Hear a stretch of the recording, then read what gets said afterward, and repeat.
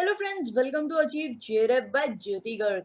आज हम क्या करने वाले हैं? आज हम पढ़ने वाले हैं स्ट्रेटेजिक मैनेजमेंट के बारे में। इसके अंदर मैं आपको सारा कुछ कंप्लीट कराने वाली हूँ स्ट्रेटेजिक मैनेजमेंट के अंदर जितना भी हमारा सिलेबस के अंदर है। ठीक है, तो चलिए आज स्टार्ट कर लेते हैं। आज हम क्या क्या करने वाले हैं मैं आपको आज फटाफट से बता देती हूँ। सबसे पहले हम जानेंगे कि स्ट्रेटेजी क्या होती है, उसके बाद हम जानेंगे कि बिजनेस क्या होता है और बिजनेस के ऑब्जेक्टिव्स क्या होते हैं, रिलेशनशिप क्या होता है ऑर्गेनाइजेशन और इन्वायरमेंट के बीच में, और इंटरनल इन्वायरमेंट क्या होता है और एक्सटर्नल इन्वायरमेंट क्या होता है। ठीक है, तो बेसिकली आज हम स्ट्रेटेजिक मैनेजमेंट का इंट्रोडक्शन करने जा रहे हैं। तो चलिए स्टार्ट कर लेते हैं आज का लेसन।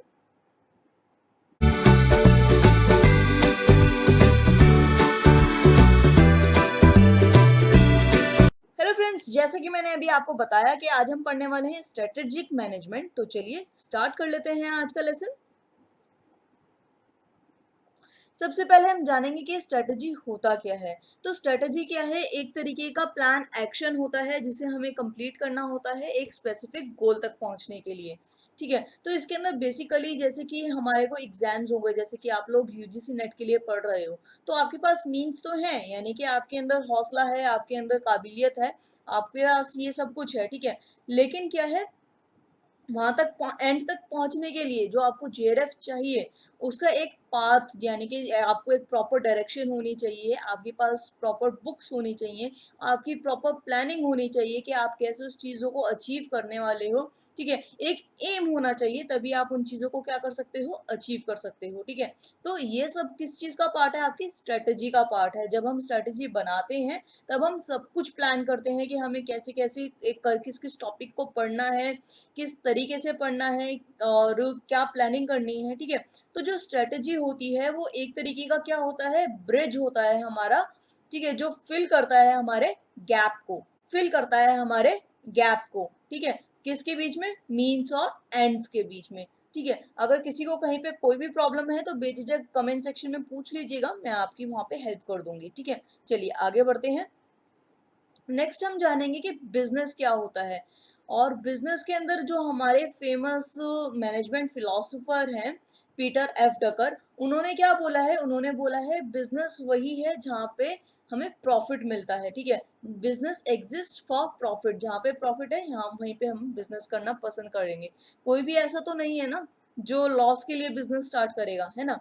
तो हम जब भी किसी बिजनेस को स्टार्ट करते हैं तो हम अपने प्रॉफिट के लिए करते हैं। अब हम जानते हैं कि ऑब्जेक्टिव क्या होते हैं बिजनेस के। सबसे पहला ऑब्जेक्टिव होता है सबसे पहला ऑब्जेक्टिव होता है सर्वाइवल, यानी कि कोई भी फर्म ऐसा तो है नहीं कि आज खुलेगी वो चाहती है कि कल मेरी फर्म बंद हो जाए या फिर ऑर्गेनाइजेशन बंद हो जाए, नहीं ना। तो सबसे पहले वो क्या चाहते हैं? सर्वाइवल। ठीक है, उसके बाद आती है स्टेबिलिटी यहाँ पे, यानी कि बने रहना। ठीक है, अपने आप को बनाए रखना। उसके बाद आती है एफिशिएंसी। एफिशिएंसी का मतलब क्या है? कि जो आप काम कर रहे हो वो आप एफिशिएंटली कर सको। अब आप इतनी मेहनत कर रहे हो तो जाहिर सी बात है आप चाहोगे कि आपकी ग्रोथ भी हो और आपकी प्रॉफिट भी हो, आप प्रॉफिट भी कमाओ और जो आपने वेल्थ लगाई थी उस ऑर्गेनाइजेशन के अंदर वो क्या हो, उसकी बढ़ोतरी हो, वो आगे उससे और ज्यादा आप पैसा कमा सको। ठीक है, तो ये हमारे क्या थे? ये हमारे थे ऑब्जेक्टिव्स, किसके? बिजनेस के। ओके, चलिए आगे बढ़ते हैं। नेक्स्ट हमारा आता है कि क्या रिलेशनशिप होता है ऑर्गेनाइजेशन और इन्वायरमेंट के अंदर। यहाँ पे मैंने आप लोगों के लिए एग्जांपल लिया है किसका? आइडिया का। मान लीजिए कि एक टेलीकॉम बिजनेस है, मान लीजिए कि आइडिया कंपनी है, तो उसके पास जो स्ट्रेंथ होंगी और जो वीकनेसेस होंगी ये क्या कहलाएंगी? ये कहलाएंगी हमारी internal environment. Okay, internal environment. तो आइडिया के पास जो स्ट्रेंथ है वो क्या है?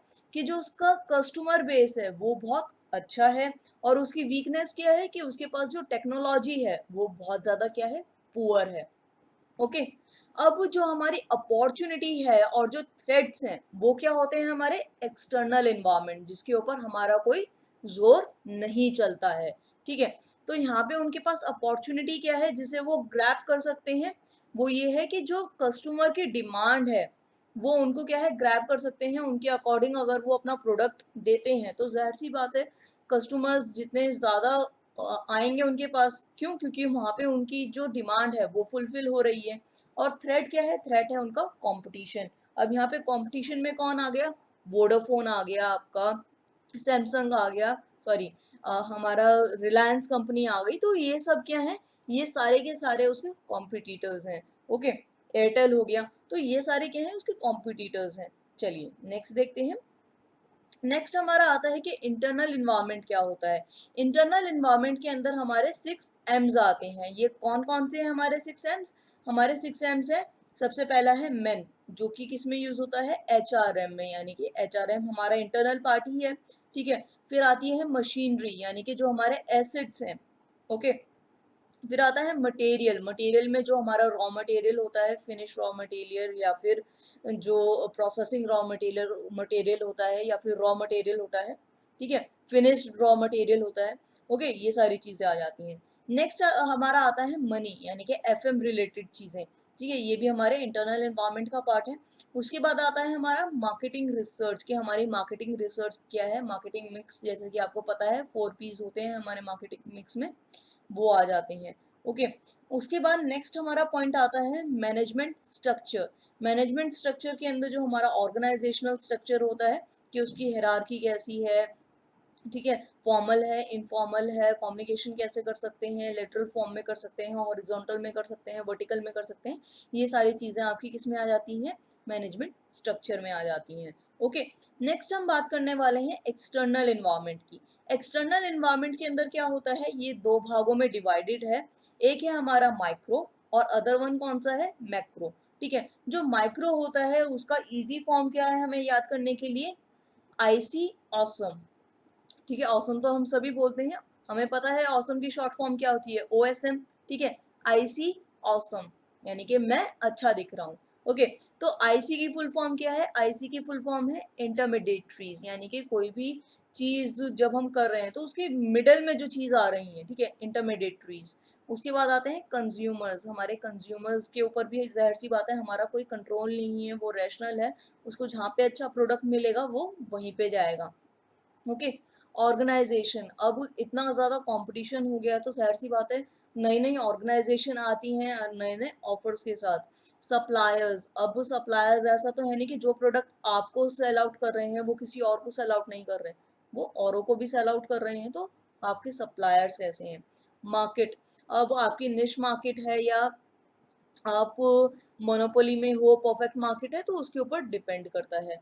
ठीक है, अब हम बात कर रहे हैं मैक्रो की। मैक्रो के हम कैसे याद कर सकते हैं, इसकी शॉर्ट फॉर्म क्या है, लेट जीपीएस। ठीक है, लेट जीपीएस, तो लेट जीपीएस की फुल फॉर्म क्या रखेंगे हम लोग, फुल फॉर्म क्या है, एल से क्या है, लीगल इन्वायरमेंट। लीगल इन्वायरमेंट क्या होता है, जो हमारे लीगल चीजें होती हैं, यानी कि नोटिस वगैरह जाहिर करना, या फिर जो हमारे डॉक्यूमेंट्स वगैरह होते हैं वो लीगल होने चाहिए। ठीक है, इकोनॉमिक इन्वायरमेंट, यानी कि वहाँ से हम पैसा कमा सकते हैं नहीं कमा सकते हैं, इकोनॉमिकली फिट रहेगा कि नहीं रहेगा, और इकोलॉजिकल रहेगा कि नहीं रहेगा। ठीक है, टेक्निकल इन्वायरमेंट, टेक्निकल इन्वायरमेंट जैसे कि आपको पता है कि डेली बेसिस पे कोई ना कोई चेंजेस आते रहते हैं टेक्नोलॉजी के अंदर, तो जिस ऑर्गेनाइजेशन के अंदर हम हैं, ठीक है, उसके अंदर अगर कोई नई टेक्नोलॉजी आई है और आपके कॉम्पिटिटर के पास वो टेक्नोलॉजी आ गई, तो जाहिर सी बात है वो आपसे ज़्यादा अर्न करेगा। नेक्स्ट आता है हमारा ग्लोबल इन्वायरमेंट। ग्लोबल इन्वायरमेंट के अंदर क्या होता है कि ग्लोबली, हम अब एक ही जगह की बात नहीं कर रहे हैं, अब हम ग्लोबली की बात कर रहे हैं। तो जो प्रोडक्ट ग्लोबली जाहिर सी बात है चल रहा है, तो आप उसको भी इजीली सेल आउट कर सकते हैं, लेकिन उसके अंदर कोई इश्यूज नहीं होने चाहिए। जैसे कि आपको पता है कि अल्कोहल क्या है, हर जगह नहीं बिक सकती, ठीक है, कुछ जगहों पे बैन होती है, तो आपको उन चीज़ों का ध्यान रखना पड़ता है। नेक्स्ट हमारा आता है पॉपुलेशन एंड डेमोग्राफिक।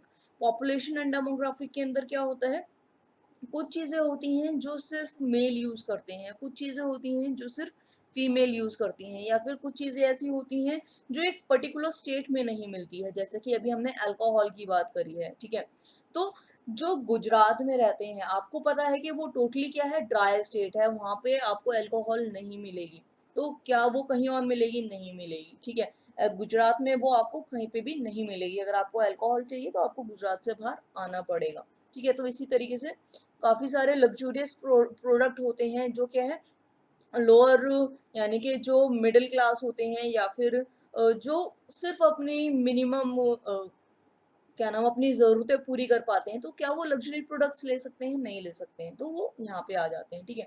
नेक्स्ट हमारा आता है social and cultural environment. Social and cultural environment के अंदर क्या आता है, जैसे कि आप लोगों को पता है हमारी अलग-अलग लैंग्वेजेज़ होती हैं।